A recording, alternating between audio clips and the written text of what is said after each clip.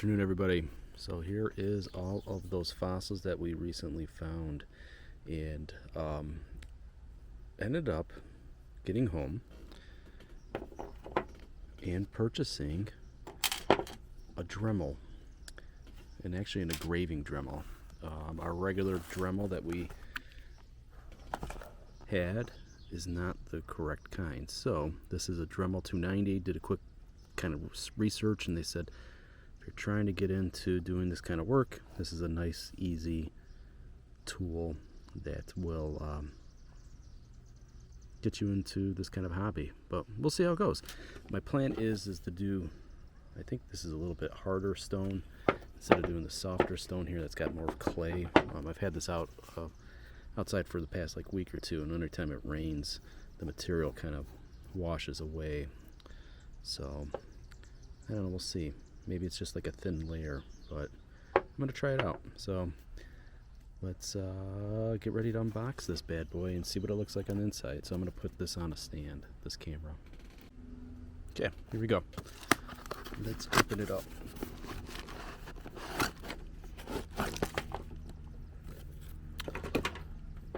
So this is a Dremel.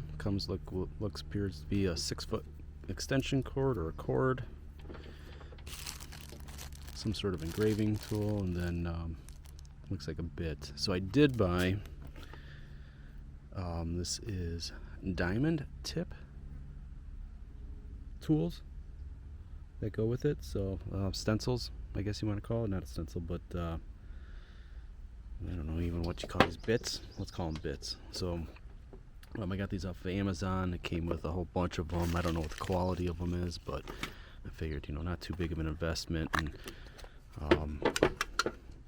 kind of the plan would be to use maybe something along this lines. I have no idea really whether I need to use something that's got kind of a chisel look to it, or possibly a tip.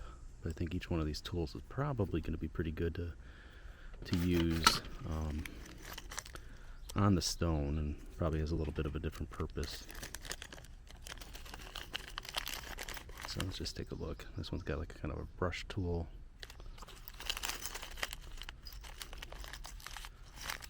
Got one with a wheel.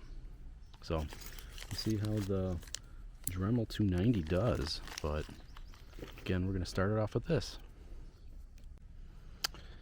Alright. So one of the things that I noticed about the extra toolkit that I bought, this is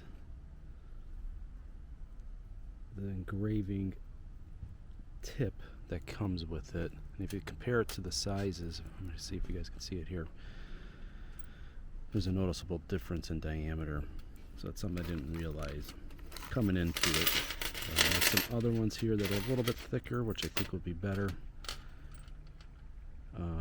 because when I do try to put this one in, you can see it kind of wobbles around, and I'm probably going to end up having to cut these back a little bit. And look at this guy. It fits a little bit better, but still, it's just pretty far out. Whereas this one, you can get into doing the work. So I might look at trying to grind these off a little bit, make them more friendly. So let's try it with the tip that they gave up and see how it looks, or how it goes. I have no idea if this is going to work or not. So it's going to be a little loud.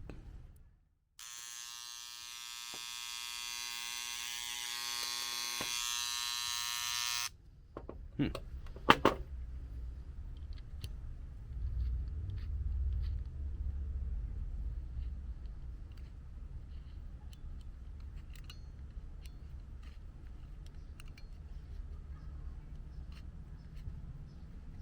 don't know if there's a way that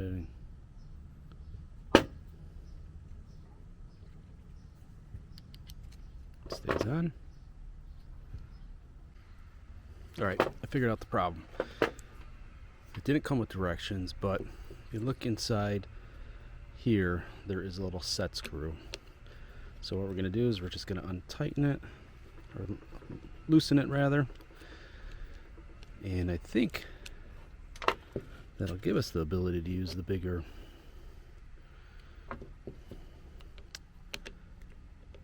bit. And I might be using the wrong word for engraving world, but nope, that did not work. Alright, let's try it out. Let's loosen it again and see what was going on down below.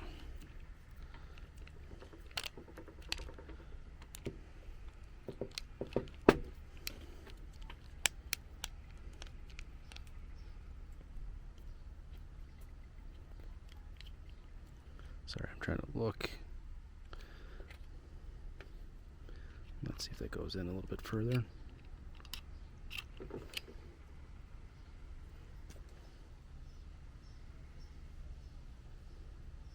I think we're okay.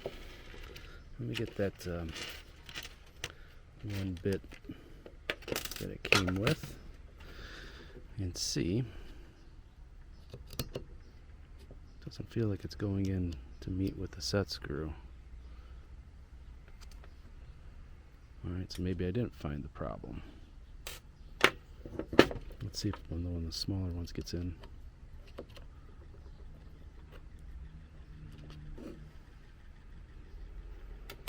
Alright, we're going to pause it again, see if we can figure it out.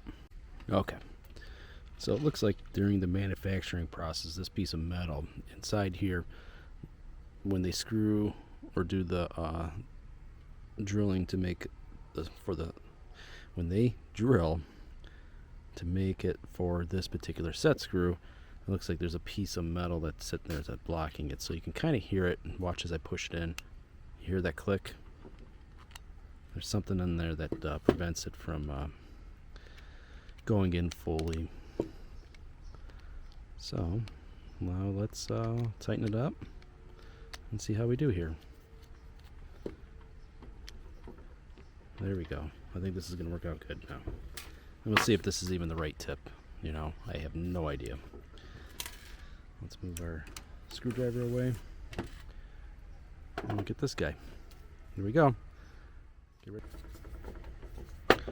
Sure is loud.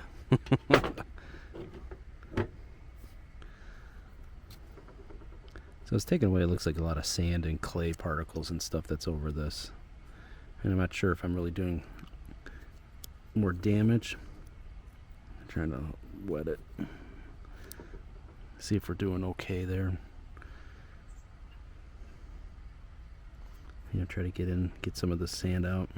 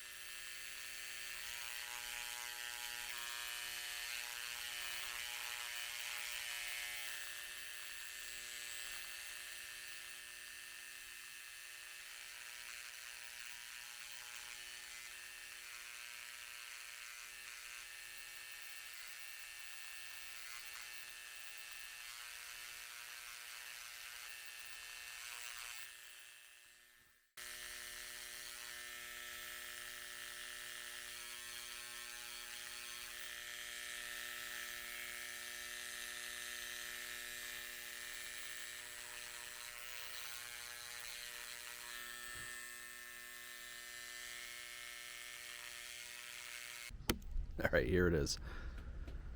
Final product. I did wet it down. Use a little bit of scrub brush on it. I would say it looks pretty darn good. First time using the Dremel 290.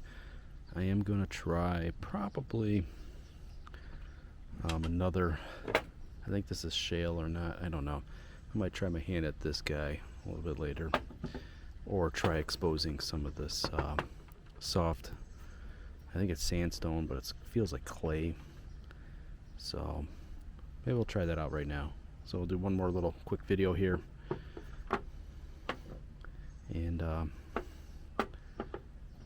See what it ends up looking like. So maybe we'll try this guy, exposing him a little bit, and try to get. Here's the final product. I think I did all right for my first time. I was able to expose some of these shells. This was a lot easier to work with, to do. This is wet, so I'm gonna see what method you need to do to preserve it. So I don't know, put lacquer on it or whatnot, but I tried doing the sandstone ones, and got a little bit, but doesn't really do much. So we'll see. We'll try it again on this guy. I think the next one I'm going to try to do, just so you guys can see if we can kind of expose this one single shell and get the grooves and everything. That'll be next time. Thanks for watching.